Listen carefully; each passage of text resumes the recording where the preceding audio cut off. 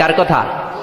আল্লাহ বললেন দুনিয়ার সম্পদ আর লোভ আর মোহে তোমরা গাফেল হয়ে গিয়েছো, আখিরাতের কথা বেমালুম তোমরা ভুলে গিয়েছো। কিন্তু আখিরাতে তোমাদের যেতেই হবে, কবরের বাড়িতে তোমাদের ঢুকতেই হবে, ঠিক কি না?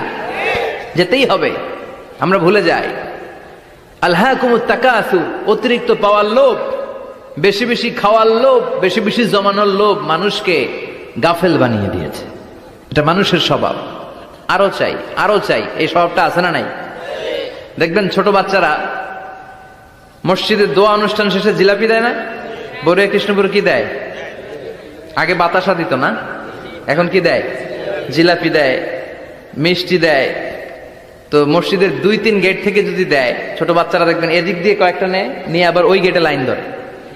ওর হাত হলো ছোট হাত, ওর হাত ভর্তি জিলাপি, আর নেওয়ার জায়গা নেই, এরপর আরেক জায়গায় লাইন ধরছে, আরো লাগবে আরো লাগবে, এই আরো আরো আরো চাই, এই স্বভাবটাই মানুষকে কুড়ে কুড়ে শেষ করে দিয়েছে। এত লাগবে কেন তোমার?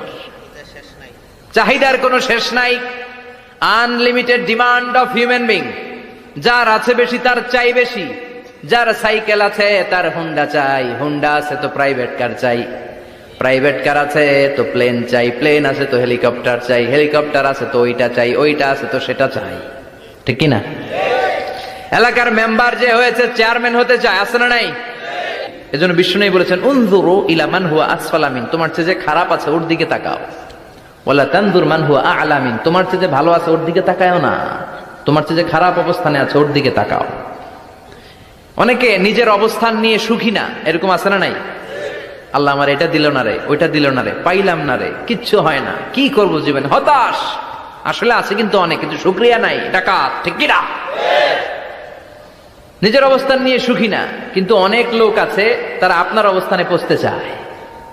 তাদের দিকে তাকিয়ে দেখেন, আপনি যে অবস্থানে আছেন এই অবস্থানে পৌঁছাটা অনেকের কাছে স্বপ্ন।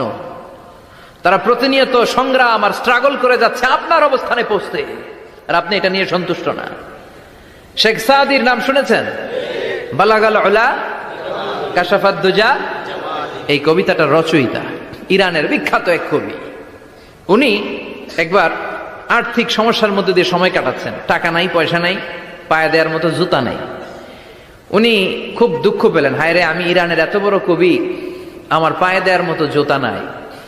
দুঃখ ভরা মন নিয়ে রাস্তায় হাঁটতে বেরোলেন। হাঁটতে হাঁটতে হঠাৎ দেখলেন একটা লোক শুয়ে শুয়ে কাঁদছে, ওই লোকটার 2টা পাই নাই, পাই নাই। উনি সেজদায় পড়ে গেলেন, আল্লাহর কাছে ক্ষমা চাইলেন, আল্লাহ অনেক দিয়েছ, শুকর আলহামদুলিল্লাহ। এজন্য যেই পরিস্থিতিতেই থাকি না কেন আমরা কি পড়বো? জোরে বলেন কি পড়বো?